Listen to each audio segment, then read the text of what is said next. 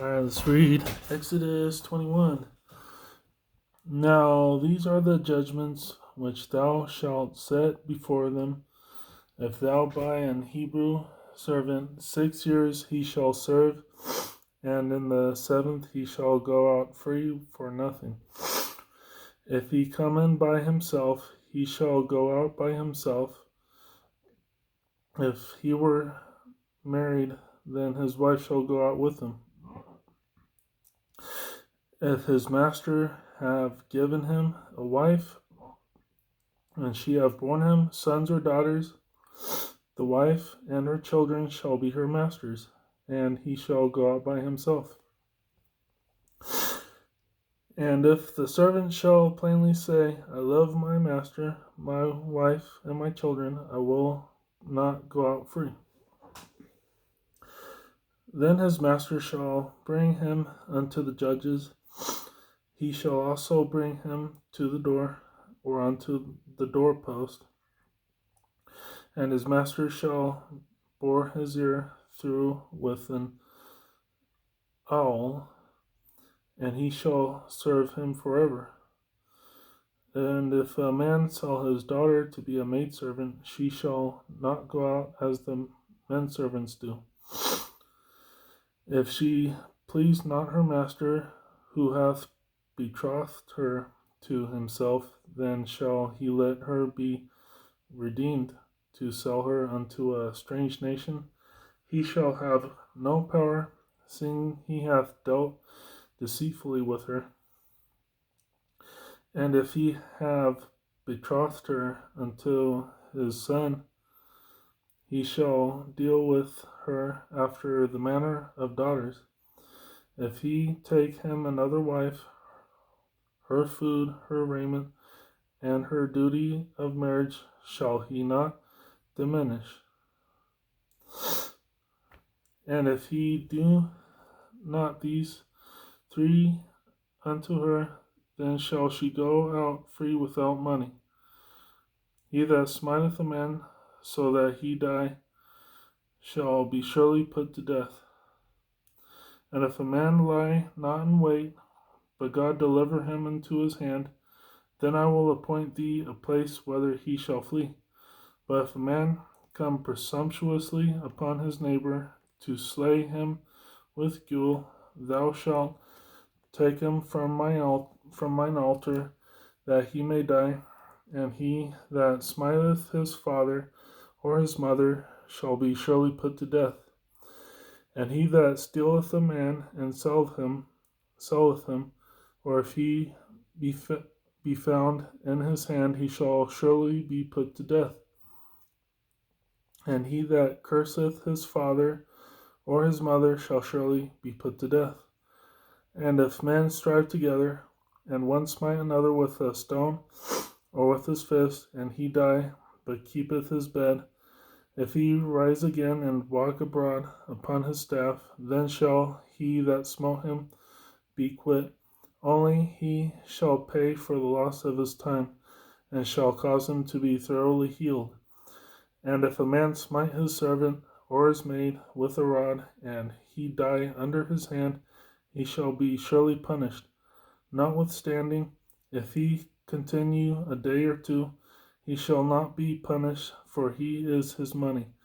If men strive and hurt a woman with child, so that her fruit depart from her, and yet no, this might go over miscarriage, but I'll read verse 22 again. If men strive and hurt a woman with child, so that her fruit depart from her, and yet no mischief follow, he shall be surely punished, according as the woman's husband will lay upon him, and he shall pay as the judges determine.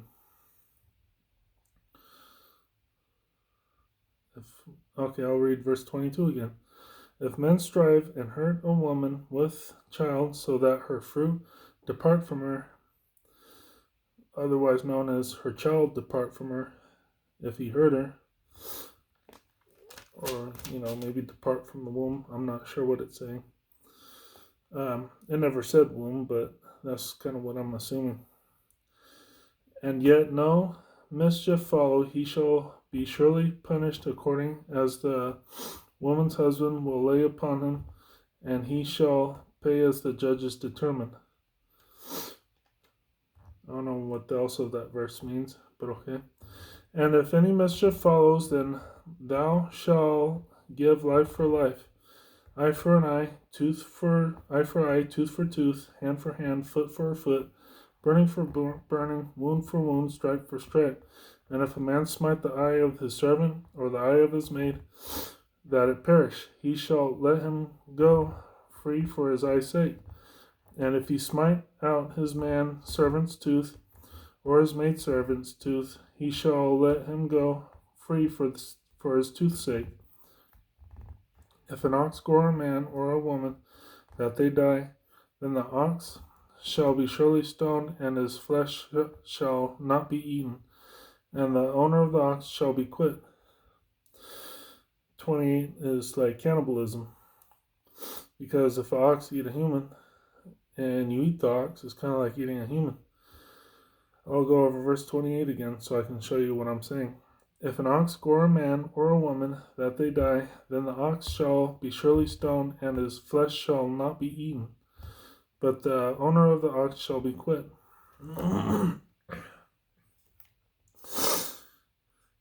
But if the ox were wont to punish with his horn in time past, and it hath been testified to his owner, and he hath not kept him in, but that he hath killed a man or a woman, the ox shall be stoned, and his owner shall be put to death. Well, yeah, a pit bull goes loose in the neighborhood. It attacks a child. Who gets blamed? The pit bull or the owner? Well, yeah, both. And it kind of reflects today too. Like the amount of time you spend civilly or criminally, you know, you might as well be dead. So let's keep going. Verse 30. If there be laid up on him a sum of money, then he shall give for the ransom of his life whatsoever is laid upon him. Whether he have gored a son or have gored a daughter, according to this judgment shall it be done unto him.